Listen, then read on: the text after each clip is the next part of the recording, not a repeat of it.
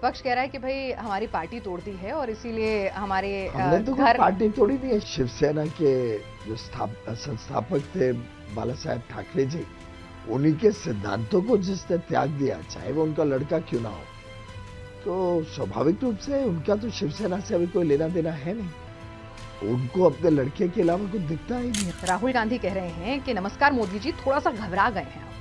आमतौर पर आप बंद कमरों में अदानी अंबानी जी की बात करते हो, पब्लिक में अदानी अंबानी बोला आपको टेम्पो में पैसे देते हैं। वो कह रहे हैं कि आपको क्या पर्सनल अनुभव है ऐसे पैसे लेने का? एक ऐसा रॉकेट है जो कई बार लॉन्च किया जाता है पर हर बार फेल होकर आ जाता है। विपक्ष खासतौर से केजरीवाल जी को आजकल आपकी पार्टी के लीडर्स की बड़ी फिक्र हो रही है। वो कह रहे हैं कि आडवाणी जी की राजनीति खत्म कर दी, मुरली मनोहर जोशी जी की राजनीति खत्म कर दी, शिवराज सिंह चौहान जिन्होंने जिताया उन्हें मुख्यमंत्री नहीं बनाया, और अब अगला नंबर योगी जी का है। झूठ का पुलंदा है पूरा। 2000 बयान निकल आएंगे 10 साल में और 2000 झूठे बयान निकलेंगे।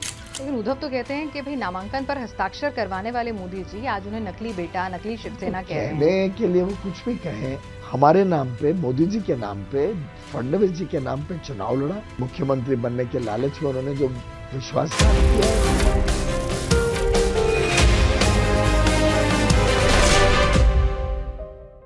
CA, lawyer, investment banker, Modi cabinet के मिनिस्टर और अब बीजेपी के मुंबई नॉर्थ से लोकसभा उम्मीदवार।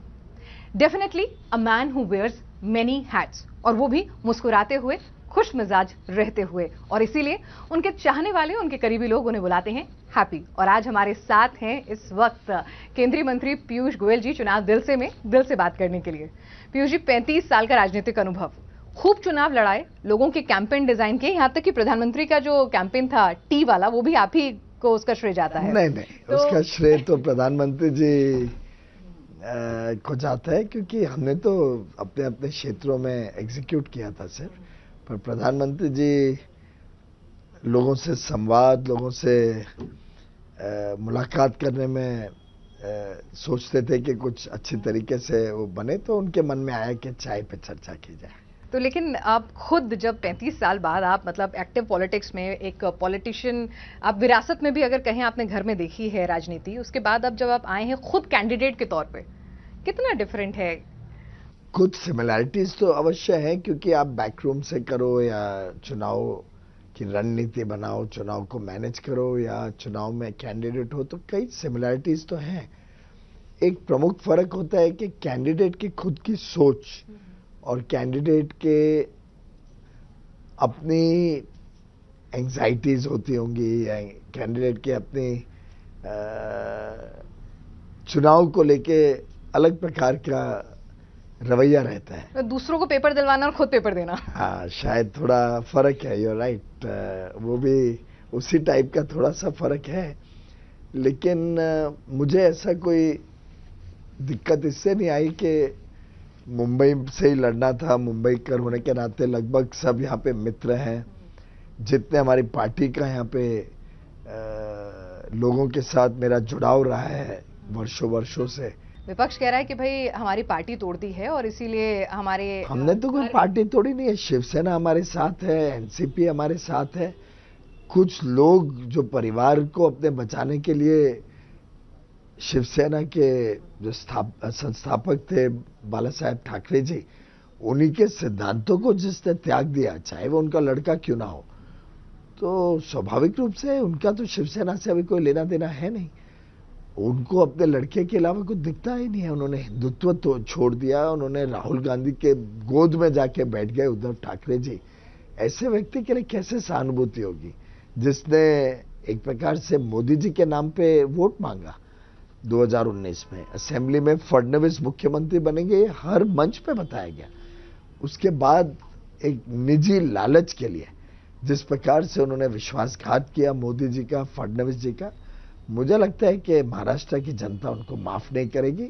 सहानुभूति अगर है तो फडणवीस जी और मोदी जी की तरफ है। उद्धव ठाकरे ने तो धोखा दिया। लेकिन उद्धव तो कहते हैं कि भाई नामांकन पर हस्ताक्षर करवाने वाले मोदी जी आज उन्हें नकली बेटा, नकली शिवसेना कहने के लिए वो कुछ भी कहें, लेकिन वास्तविकता ये है कि उन्होंने हमारे नाम पे, मोदी जी के नाम पे, फडणवीस जी के नाम पे चुनाव लड़ा। सभी कैंडिडेट्स मोदी जी का चित्र दिखा के उस समय जीते और फिर एक लालच में कि मुख्यमंत्री बनने के लालच में उन्होंने जो विश्वासघात किया, जो शिवसेना के सिद्धांतों को, मूल्यों को त्याग दिया, उस पार्टी के साथ गठबंधन किया। कांग्रेस जिसके लिए बाला साहब कहते थे मैं पार्टी बंद कर दूंगा, लेकिन कांग्रेस के साथ कभी गठबंधन नहीं। वहां तो विलय की बातें चल रही हैं। अब रह कुछ गया नहीं है तो विलय करें नहीं करें फर्क नहीं पड़ता, क्योंकि अब एक पिता और बेटा और कुछ थोड़े से लोग रह गए, तो वास्तव में उनको सिर्फ कांग्रेस ज्वाइन कर लेना चाहिए तो बात ही खत्म हो जाए। मोदी जी ऑफर भी कर रहे हैं, कह रहे हैं कि आप अच्छा है कि कांग्रेस के साथ जाने से अच्छा है कि आप वापस आ जाइए, उनकी पार्टी में चले जाएं वो शिवसेना में। तो अगर एकनाथ शिंदे जी उनको वापस देते हैं तो वो तो शिंदे जी और उनके बीच की बात है। अच्छा ये बताइए कि उद्धव कह रहे हैं कि मोदी जी ने न सिर्फ शिवसेना से गद्दारी की है बल्कि उनके माता पिता का अपमान किया है और महाराष्ट्र का अपमान कर रहे हैं। नहीं, उनके कहने से क्या होता है, महाराष्ट्र की जनता उनकी बातों पे विश्वास नहीं करती। आज अगर जनता का विश्वास है तो मोदी जी के साथ है। तो मुझे लगता है कि जो लोग ने राम का अपमान किया, जिन्होंने राम मंदिर का अपमान किया, जिन्होंने राम सेतु को कभी स्वीकार नहीं किया, जिन्होंने हर बार हिंदुत्व के खिलाफ लड़ाई लड़ी, ऐसे कांग्रेस के गोद में जाके उद्धव ठाकरे जी बैठे हैं, मुझे लगता है बहुत शर्मनाक बात है। और लेकिन वो तो कह रहे हैं कि भाजपा का हिंदुत्व गौमूत्रधारी और हमारा हिंदुत्व जो है वो सुधारवादी है। चलिए, अभी उनकी बातों में कोई दम तो है नहीं, कौन उनकी बातों को रिस्पॉन्ड करेगा। अच्छा, आपको नहीं लगता वो खत्म राजनीतिज्ञ हैं? वो तो उनका कोई अभी वर्चस्व रहा नहीं है महाराष्ट्र में। जैसे ही कोई नेता जिसके लिए आप कह रहे हैं कि भाई वो जेल में चक्की पिसवाएंगे, 70,000 का घोटाले के आरोप लगा रहे हैं, और जब आप उसको अपनी पार्टी में लेकर आते हैं तो उसको लेकर भी आलोचना हो रही है। देखिए, जो कानून है, कानून के हिसाब से जो कार्रवाई है वो तो चलेगी। कानून के हाथ लंबे हैं, जिसने गलत किया उसके ऊपर कार्रवाई चलेगी, चाहे वो बीजेपी में क्यों ना, किसी भी पार्टी में हो। राहुल गांधी कह रहे हैं कि नमस्कार मोदी जी, थोड़ा सा घबरा गए हैं। आमतौर पर आप बंद कमरों में अदानी अंबानी जी की बात करते हो, पब्लिक में अदानी अंबानी बोला आपको टेम्पो में पैसे देते हैं। वो कह रहे हैं कि आपको क्या पर्सनल अनुभव है ऐसे पैसे लेने का? आरोप लगा रहे हैं। ऐसा है कि राहुल गांधी जी को आज देश ने पूरी तरीके से नकार दिया है। ना उनके पास कोई विजन है, ना कोई सकारात्मक सोच है। एक ऐसा रॉकेट है जो कई बार लॉन्च किया जाता है पर हर बार फेल होके आ जाता है। If you connect the dots, Rahul ji का क्या कहना है, सैम पिट्रोडा का क्या कहना है, उनके मैनिफेस्टो में क्या लिखा है और इनका ट्रैक रिकॉर्ड क्या है, जब आप चारों को कनेक्ट करते हो तो राहुल कहते हैं कि हमने सब, मैनिफेस्टो कहता है कि हमने सबका मिडिल क्लास का हो, सभी का वेल्थ चेक करना चाहिए। मनमोहन करने की बात करें, बांटने की नहीं, लेने की चेक मतलब लिस्ट करना चाहिए। फिर मनमोहन सिंह जी कहते थे कि मुसलमानों का पहला अधिकार है देश की संपत्ति पे। राहुल गांधी जी कहते हैं कि जितनी जनसंख्या उतना अधिकार और हमें वो पैसा उस एक विशेष धर्म के लोगों को देना चाहिए। सैम पिट्रोडा जी ऐड करते हैं कि 55% यूएस की तरह इनहेरिटेंस टैक्स, तो जो अगर ब्यौरा लिया जाएगा तो टैक्स लगेगा तो जो पैसा आएगा वो मुसलमानों का पहला अधिकार है, वो मनमोहन सिंह जी कहते थे। तो ये पूरा षड्यंत्र कांग्रेस जो रचा रही है उसका पोल खोल हो गया। पीयूष जी, ऐसा तो नहीं कि बेचारे उनके नेता जो हैं कुछ ऐसी बयानबाजी कर देते हैं कि जो सेल्फ गोल हो जाता है और बीजेपी उसे अच्छे से पकड़ के पूरा अपने लिए मौका अगर तलाश लेती है? इतने खराब नेता है तो वैसे भी उनका कोई देश में राज करने का या देश की राजनीति में रहने का कोई अस्तित्व ही नहीं है। हम तो ये कह रहे हैं कि मजबूत विपक्ष नहीं होगा तो लोकतंत्र के लिए अच्छा नहीं है। और तो मजबूत विपक्ष करने की जिम्मेदारी हमारी नहीं है, उनको मजबूती से कुछ विजन देना चाहिए देश के सामने। आधे आप उनके नेताओं को जेल भिजवा देते हैं वो कहते हैं, और कुछ को आप डरा धमका कर रखने में शामिल कर लेते हैं, तो कहां से मजबूत रहेंगे? जिसने भ्रष्टाचार किया उसको उसका खामियाना तो देना पड़ेगा। भ्रष्टाचार करके आप ये नहीं बोल सकते कि भाई मेरा अधिकार है, मैं राजनीतिक नेता हूं। ये प्रमोद तिवारी जी की सोच इस देश में नहीं चल सकती। आपने उनकी इंटरव्यू देखी होगी जिसमें प्रमोद तिवारी जी उपनेता है राज्यसभा में, उन्होंने तो इस्तीफा नहीं दिया ना। उन्होंने क्या कहा था जब राहुल गांधी के ऊपर सजा हुई?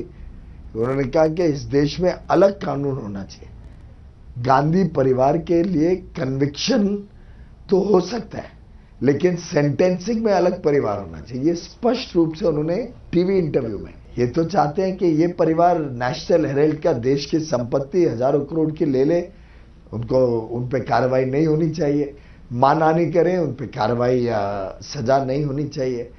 कुछ भी गुनाह करें इनके ऊपर सजा नहीं होनी चाहिए या उनकी सजा अलग होनी चाहिए, इनके मापदंड अलग होने चाहिए। ये तो सरासर देश के साथ विश्वासघात है। अभी अभी एक और नेता जेल से छूटे हैं, केजरीवाल जी, और छूटते के साथ वो मोदी जी को रिटायर करवाने पे लग गए हैं और वो कह रहे हैं कि देश को आगाह कर रहे हैं। भाई मोदी जी अपने लिए वोट नहीं मांग रहे, अमित शाह जी के लिए वोट मांग रहे हैं। मोदी जी तो रिटायर हो जाएंगे। वो तो किस्सा बेटा कुछ भी बोल देते हैं, उनको उससे कोई परिस्थिति बदलती नहीं है। आज देश के नेता और देश का विश्वास और देश में सबसे अधिक लोकप्रियता अगर किसी की है तो प्रधानमंत्री नरेंद्र मोदी जी की है। और नरेंद्र मोदी जी और कई वर्षों तक देश का और भारतीय जनता पार्टी का नेतृत्व करें। पीयूष जी, आप तो संगठन से भी जुड़े हैं, आपने बहुत बारीकियों से तमाम चीजों को देखा समझा है। क्या बीजेपी के कहीं भी उनका जो पूरी गाइडलाइंस है, आपके जो कानून है, संविधान है, उसमें कहीं लिखा हुआ है ऐसा कि 75 का मतलब रिटायरमेंट है? ऐसा कुछ भी नहीं है और ना कभी हमने इस प्रकार पुराने वीडियोस अमित शाह जी के वायरल कर रहे हैं कि देखिए 75 पे रिटायरमेंट, और ऐसा कभी भी नहीं कहा है और ना कभी इसके ऊपर संविधान में जरा भी ऐसा कुछ नहीं है। विपक्ष खासतौर से केजरीवाल जी को आजकल आपकी पार्टी के लीडर्स की बड़ी फिक्र हो रही है। वो कह रहे हैं कि आडवाणी जी की राजनीति खत्म कर दी, मुरली मनोहर जोशी जी की राजनीति खत्म कर दी, शिवराज सिंह चौहान जिन्होंने जिताया उन्हें मुख्यमंत्री नहीं बनाया, वसुंधरा राजे की राजनीति खत्म कर दी, खट्टर जी को बाहर का रास्ता दिखा दिया, डॉक्टर रमन सिंह की राजनीति खत्म कर दी। तो और अब अगला नंबर योगी जी का है। वो कह रहे हैं कि लिखवा लो, वो लिख के देने को तैयार है। मैडम, आप शायद अरविंद केजरीवाल जी को फॉलो नहीं करती हैं। उन्होंने तो कितनी सारी चीजें कही थी और लिख के दी थी। मैं कभी कांग्रेस के साथ गठबंधन नहीं करूंगा, फलाने नेताओं को जेल में होना चाहिए कांग्रेस के, मैं कभी बड़े घर में नहीं जाऊंगा, मैं गाड़ी नहीं इस्तेमाल करूंगा। उनके तो झूठ का पुलंदा है पूरा। तो अरविंद केजरीवाल को कब से आप लोग बिलीव करने लगे? नहीं, हमने कहा कि जो बयान दिया आपसे तो बयान तो उनके 2000 बयान निकल आएंगे 10 साल में और 2000 झूठे बयान निकलेंगे। अच्छा, मैं एक चीज आपसे समझना चाहती हूँ कि चुनाव के 2 चरण तक मोदी की गारंटी और जो आपके विकास के काम है पहले चरण तक, वही सब एक पूरा का पूरा तमाम स्पीचेस में नजर आ रहा था। फिर अचानक से घुसपैठिए, ज्यादा बच्चे, मंगलसूत्र, इनकी एंट्री होती है। आपके आलोचक कहते हैं कि बीजेपी के लिए मजबूरी है हिंदू मुस्लिम की राजनीति करना, राजनीतिक मजबूरी। आलोचक को तो आलोचना करने का काम है और करना भी चाहिए। अगर वो आलोचना नहीं करेंगे तो क्या राजनीति करेंगे? लेकिन मुझे लगता है हम आज भी कायम है हमारे विकास के एजेंडा पे। हमारे लिए तो धर्म ग्रंथ हमारी मोदी की गारंटी है और मोदी की गारंटी के हिसाब से हम देश और जनता के पास जा रहे हैं वोट मांगने। क्या आपको लगता है कि हिंदू मुस्लिम की राजनीति का स्कोप आज 21वीं सदी में हमें रखना चाहिए, इसकी गुंजाइश रखनी चाहिए? ये तो सवाल आपको कांग्रेस को पूछना पड़ेगा, क्योंकि भारतीय जनता पार्टी और मोदी जी ने कभी भेदभाव की राजनीति नहीं की, कभी तुष्टीकरण की राजनीति नहीं की। कभी आपने किसी को सुना बोलते हुए कि दक्षिणी राज्यों को सोचना पड़ेगा अलग होने के लिए, जैसा डीके शिव कुमार के भाई सुरेश ऑनरेबल एमपी ने कहा? तो कांग्रेस की विभाजनकारी और कांग्रेस की सोच है जो चाहती है कि देश कमजोर हो। आप मोदी जी के कामकाज की जब तारीफ करते हैं, हम सुन रहे थे, एक डायलॉग बोलते हैं आप फिल्म का। आप मुंबई में बैठे हैं और हमें जानकारी मिली है आपके बारे में पढ़ते हुए कि आप फिल्में, ओटीटी, सब चीजों के लिए पर्याप्त समय निकाल लेते हैं। जरा उसी अंदाज में अगर मैं कहूं, अगर आप हमारे दर्शकों के सामने वो डायलॉग बोले जिसके लिए आप मोदी जी के कामकाज से, वो शाहरुख खान की फिल्म का एक डायलॉग है। हमारा कोई डायलॉग तेरे क्या ना मकसद है, ना आदत है, ना आता है। शाहरुख खान का भी उस पिक्चर में डायलॉग था कि एक बार बड़ी शिद्दत से किसी चीज के पीछे आदमी लग जाए तो पूरी कायनात भी उनके मदद पर उतर आती है, उनकी मदद करती है कि वो सफल हो। और मेरा मानना है कि आज देश की जनता प्रधानमंत्री नरेंद्र मोदी जी के इस संकल्प के पीछे पूरी तरीके से खड़ी है और पूरी दुनिया देख रही है भारत आज विश्व शक्ति, एक दुनिया में अपना नाम रोशन बनाते हुए एक विश्व गुरु बनते हैं। सर, एक चीज, अब हम क्योंकि मुंबई में आए हैं और अब जाहिर सी बात है आप नॉर्थ मुंबई को जिस तरह से रिप्रेजेंट कर रहे हैं, हम देख थोड़ा सा ट्विस्ट दिया अपने इंटरव्यू को। कुछ फिल्मों के नाम लूंगी और उस फिल्मों के नाम के बाद आपको कोई लीडर या पार्टी जो भी थॉट सबसे पहले आए वो आप बोल सकते हैं। बाजीगर, मेरे ख्याल से अरविंद केजरीवाल। हिम्मत वाला, नरेंद्र मोदी। राजू बन गया जेंटलमैन। कांग्रेस के राजू है, लेकिन वो कभी जेंटलमैन नहीं बन सकते। वो राजू के राजू रह गया, राजू ही है। श्री 420 मुझे लगता है इसमें तो बहुत लंबी कड़ी मिल जाएगी आपको। ओके आपको इसमें ढूंढने पे इंडिया अलायंस का हर एक नेता किसी ना किसी तरीके से इसमें कटघरे में आ जाएगा। हम आपके हैं कौन? ये तो शायद कम्युनिस्ट पार्टी और कांग्रेस के बीच जो केरल में हमने कुश्ती और बाकी राज्यों में दोस्ती देखी, ये उसका एक अच्छा प्रमाण बन सकता है। मेरा नाम पिनराई विजयन रोज गाली गलौज करते थे राहुल गांधी जी, और राहुल गांधी जी वहां की सीपीएम की लेफ्ट सरकार को, और दूसरे प्रदेशों में जाके इंडिया अलायंस के सब हाथ पकड़ते हैं। पता नहीं, बड़ा ही अजीब और गरीब स्थिति है। तो हम आपके हैं कौन? हाँ, जॉनी गद्दार। वो तो हमारे महाराष्ट्र के नेता जो आज अलग थलग पड़े हैं। कौन से वाले? पवार साहब के उद्धव साहब? मुझे लगता है जिन्होंने अपने पिता के मूल्यों को, पिता के सिद्धांतों को पूरी तरीके से त्याग दिया। Hero number 1? मुझे लगता है आज के दिन एक ही हीरो है इस देश के लोगों के मस्तक में, वो है नरेंद्र मोदी। बेटा? देखिए, बेटे तो कई सारे हैं, पर जो बेटे मेरिट पे आगे आते हैं, आई थिंक हम उनको दाद देते हैं। जो लोग अपने पिता के वजह से सिर्फ पद के अपना अधिकार मानते हैं, वो बहुत दुर्भाग्यपूर्ण है। अब जैसे गांधी नेहरू परिवार ने जीवन भर कांग्रेस पार्टी की कमांड अपने हाथ में रखी, कॉम्पिटेंसी हो नहीं हो, कैपेबिलिटी हो नहीं हो, वो पद उनके लिए आरक्षित है, वो बहुत दुर्भाग्यपूर्ण है। डॉन? देखिए, डॉन भी भ्रष्टाचारी लोग इतने सारे हैं कि बड़ा मुश्किल है किसको डॉन बताया जाए। चलिए, तो अब आप शहजादा बता दीजिए, वहां पे शायद दिक्कत नहीं आएगी।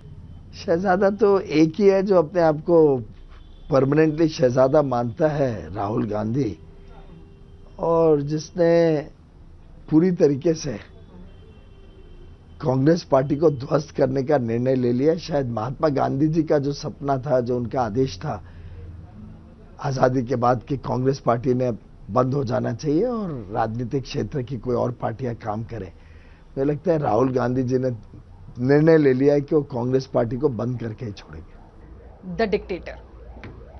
एक्चुअली अगर कोई डिक्टेटर है तो मुझे लगता है वो राहुल गांधी, उद्धव ठाकरे, स्टालिन, जो अपनी पार्टीज को ऐसा चलाते हैं जैसे बस वही सब कुछ है। कोई डेमोक्रेसी नहीं है पार्टी में, कोई उनके यहाँ पे कोई कार्यकर्ता की पहचान नहीं है। उद्धव ठाकरे जी ने अपने पुत्र के मोह में पूरे सिद्धांत छोड़ दिए, यहां तक कि फिर पूरी पार्टी ने तय किया कि उनको बाहर रखे, शिवसेना फिर एक बार भाजपा के साथ आएगी। एंड आरक्षण जो चुनाव का मुद्दा भी है और एक मूवी भी है। मुझे मूवी इसकी मैंने देखी नहीं है, पर ये चुनाव में तो कोई मुद्दा है नहीं। हम तो कभी कांग्रेस को अलाउ ही नहीं करेंगे कि वो ओबीसी, एससी, एसटी के आरक्षण को आंच भी लगा सके। इस देश में आरक्षण संवैधानिक अधिकार है। संविधान के हिसाब से सुप्रीम कोर्ट ने उस पर रूलिंग्स दे रखी है, नियम बना रखे हैं, और प्रधानमंत्री नरेंद्र मोदी जी और मोदी सरकार इस आरक्षण को जो कांग्रेस पार्टी कम करके कुछ माइनॉरिटीज में देना चाहती है, इसको कदापि भी होने नहीं दी। सर, बस मेरे आखिरी 2 सवाल हैं। एक चीज जो आपके लिए कहते हैं सोबो वर्सेस नोबो, कि सोबो में रहने वाले और नोबो में आकर मुंबई एक है, हम सब मुंबई कर हैं। तो कोई और बांट रहा है मुंबई को। 100% कांग्रेस और उबाटा, इस सो कॉल्ड उद्धव ठाकरे की पार्टी, ये पता नहीं किस हिसाब से इनसाइडर आउटसाइडर के बाद मुंबई में करते हैं, क्योंकि मैंने कभी आज तक इसको नहीं सुना ये कहते कि मैं उत्तर मुंबई करूं या मैं दक्षिण मुंबई करूं। तो बहुत है सर, बहुत। आप देखिए कि हर जगह ट्रेन करता है। ये यंगस्टर्स में पार्टी के हिसाब से चल सकते हैं। मुंबई कर होता है। आप बताइए, आपने कभी लाइफ में सुना है किसको बोलते हैं मैं उत्तर मध्य मुंबई कर हूं? मुंबई करता है। आमची मुंबई है। ये देश को भी बांटेंगे कांग्रेस और उद्धव ठाकरे जैसे लोग, ये मुंबई को भी बांटेंगे, समाज को भी बांटेंगे, लोगों को भी बांटेंगे अलग अलग प्रकार से, और ये घातक है इस देश के लिए जिस प्रकार से। और वैसे तो उद्धव ठाकरे जी का लड़का आदित्य ठाकरे स्वयं बांद्रा में रहते हैं और वर्ली साउथ बॉम्बे से चुनाव लड़ता है। वर्षा गायकवाड़ जिन्होंने विषय मेरे खिलाफ लगाने की कोशिश की, वो भी मेरे एरिया से है। मैं सायन का था, वो धारावी की थी। अब वो भी आ गई है उत्तर मध्य मुंबई में लड़ने निकम जी के साथ सामने। हाँ, तो वो भी आउटसाइडर हो गई। आदित्य ठाकरे भी आउटसाइडर हो गया और राहुल गांधी तो परमानेंट आउटसाइडर, उनका तो कोई स्थान ही नहीं है। कभी वायनाड भागते हैं, कभी रायबरेली जाते हैं। इस हिसाब से तो शायद उनको अपने आप को इटालियन बोलना पड़ेगा।